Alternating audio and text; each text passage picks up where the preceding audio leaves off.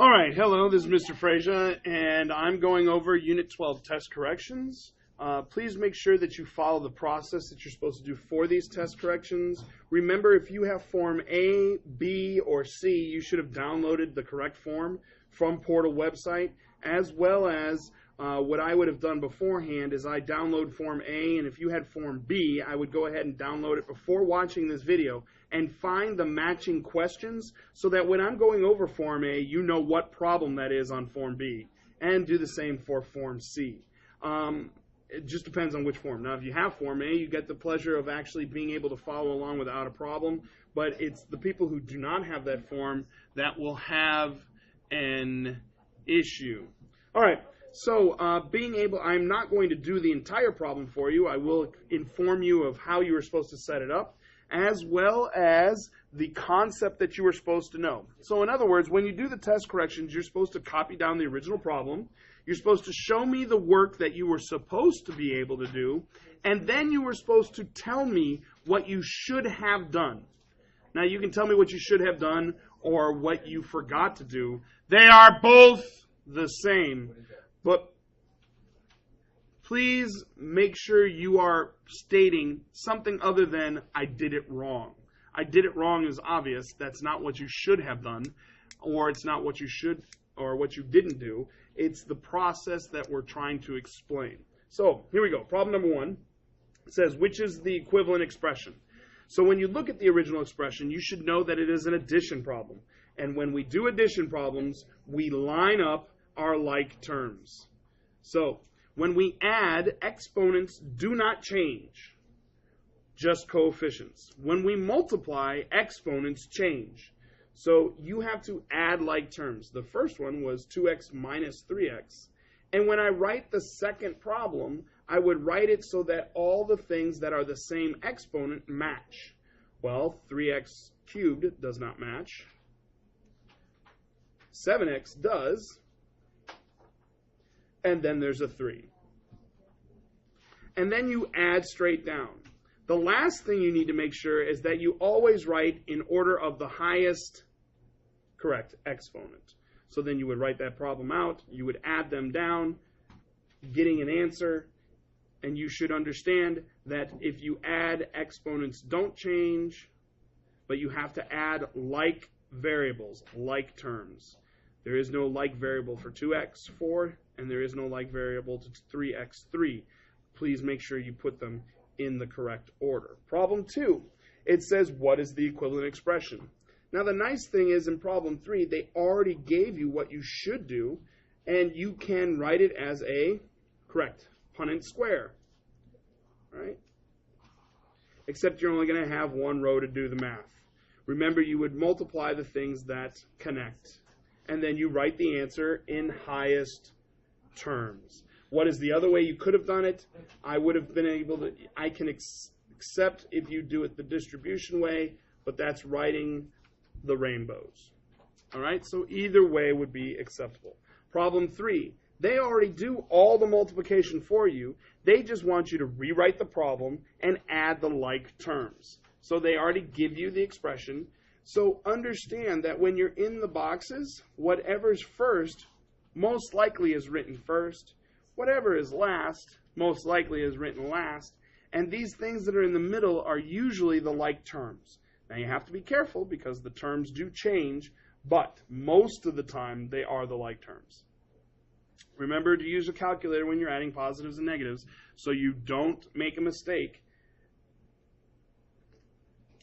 and get the wrong coefficient. Remember, the coefficient is the number in front of the letter x. Problem 4, it says which expression is equivalent. This problem is a subtraction problem, which means you write the first part, and then when you write the second part, because it's a subtraction problem, you are supposed to change all the signs in the second one, and you still match them up. Well, there is no 8x to the 4th. There is no x to the 4th, so that would be negative 8x to the 4th. There is an x to the 3rd. It's minus 2x, but you would make it positive 2x to the 3rd. It would be negative 6x. and it would be negative 9. because all of those signs have flipped. Notice, then you add straight down and put them in order. Problem 5. Problem 5, they ask which of the following graph represents that problem. Well, they give you the factored form. And you know the factored form is also known as the zeros. The problem is the zeros are always opposite inside the parentheses. So when you look at the graph, the answers that you have on the graph are -4 and +2, which means in factored form it would be positive form and -2. So you have to know that they were opposites. Many of you picked the exact same number. Problem number 6. Problem number 6, what is the product? And when they tell you what is the product, that means you're supposed to multiply. And again, you can use the Punnett square. Except on the top, instead of 2 things, you're going to have, correct, 3. And I will show you how you can start. I'm not going to do the rest of the problem for you, but I will write it out. And you know wherever the 2 things meet, you multiply. When you multiply, exponents change. When you add, the coefficients change. Okay, so here we're multiplying. You should know your exponents should be changing. All right? And again, you see where they meet, you multiply, then you put it in order and add like terms. Problem number 7. Problem number 7 involved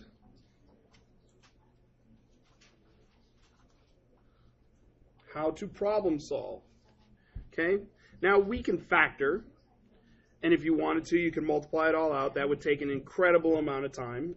Or you can understand how to problem solve. How do we get rid of a square? We square root.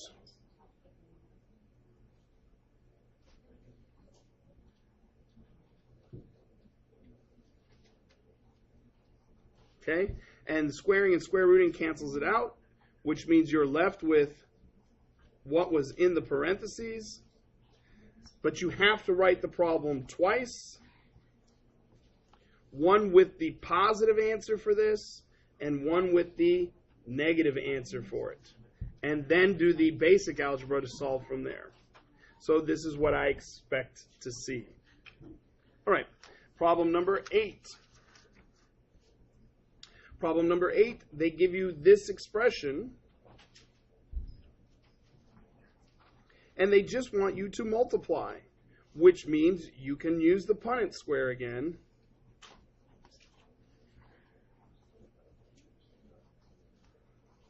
And get your answer. Problem number 9. Problem number 9, you're supposed to start to learn how to factor. And GCF is the first 2 questions of factoring, which is, can I take out a number? Can I take out a letter or a variable? And what I mean by take out, I mean divide out or pull out. So you should look at that and be able to see, can you divide out a number? And you're looking for the biggest number you can take out. Not any number, but the biggest. As well as the letters. Okay? And in order for you to take something out, it has to be in every term. So if every term has a letter, you could take a letter out. As long as it's the same letter. All right? Okay, problem number 10. So those 2 questions are questions you ask yourself before you do any other part of the problem. So we're going to go through those factoring questions one time. Okay? And hopefully you write them down. 1. Do you take out a number? 2. Do you take out a letter? Okay. 3. Do I have a leading coefficient bigger than 1? That means the number in the front of my problem is bigger than 1. If that number in front is bigger than 1, then I can do the quadratic equation, which is x equals negative b plus or minus the square root of b squared minus 4ac all over 2a. Okay? Now, if the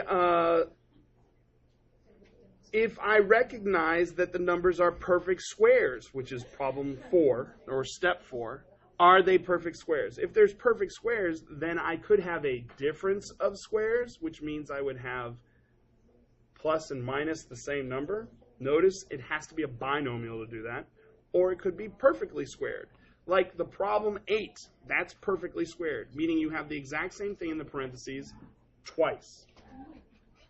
The last thing you ask yourself is reading the problem backwards. What multiplies to the n number and adds and subtracts to the middle number?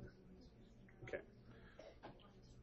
Real briefly, I'll give you an example problem. I'm not doing problem 10 for you, but I will give you an example of something that is similar .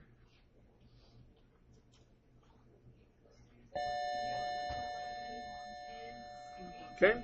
So when I look at this problem, I know I can divide out a 4. Now remember, this is not the problem. I'm doing a sample so you understand. I can divide the whole problem by 4. It becomes x squared plus 5x plus 6. Okay? So now I don't have a leading coefficient bigger than 1. I ask myself what multiplies to 6 and adds to 5. Hopefully you understand what multiplies to 6 and adds to 5 is 6 and 1 plus and plus. Because we're adding, both signs are this sign. If we were subtracting, the first sign would be this one and the second one would be minus. All right, so now we go on to number 11. Number 11. It gives you the square root of 304. And I told you just type that into your calculator and then you go through the answers and you do the same thing on your calculator. Hopefully you understand that when you have 5 square root of 10, that means you do the square root of 10 and then multiply it by 5 and you'll get a decimal answer. You're going to go through the multiple choice and find the matching decimal answer. Problem number 12.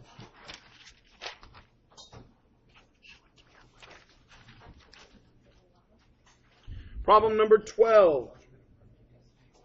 Again, you're factoring the polynomials. So you ask yourself those two questions. Can I take out a number? Can I take out a letter? And then you do the what multiplies to and adds or subtracts. Problem 13. Problem 13 is a subtraction problem. So hopefully you remember to flip the signs in the second problem, writing one underneath the other. Plus 9, and then the second one says, and it would be negative 2x, notice cubed, so they don't go up underneath each other, and this is plus 6. Then you add down, and you get your answer. 14. This is a square root problem. It is done exactly like you did problem 7. Okay? Problem 15. Problem 15 was putting them in order. Remember, it's the highest exponent first. But you have to add like terms if they're there. So making sure that you have the things that are alike. Okay? And then understanding, is it a quadratic function and what kind? A trinomial, binomial, or polynomial. Okay? Problem 16, 17 are also the same way. Remember to put it with the highest degree first, and then being able to tell me what kind of polynomial it is and the degree at which it is. Problem 18. Problem 18, you ask yourself the same two questions. Can I divide out a number? Can I divide out a letter? Then once you take those out, you look for perfect squares. If they're both perfect squared, then you deal with it. So for example, if this was 75x squared minus 300, I look at that and I know 3 comes out of both of those. That means this would be 25x squared minus 100.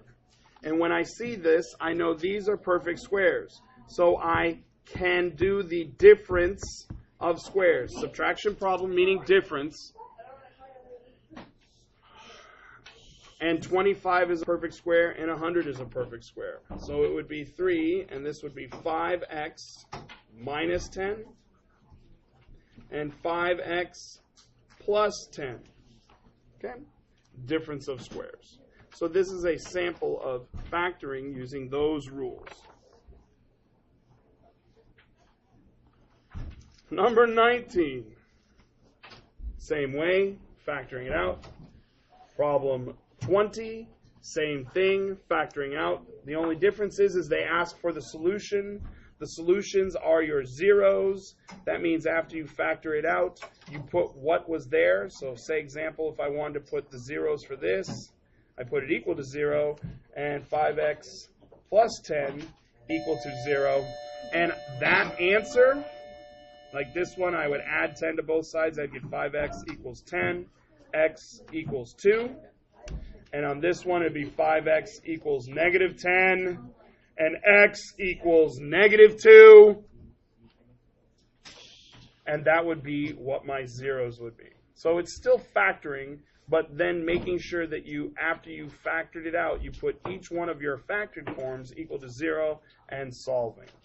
Now, one of the tricks they might do is they might not put it equal to 0 to begin with, and you have to put it equal to 0, then factor it out, then find the zeros.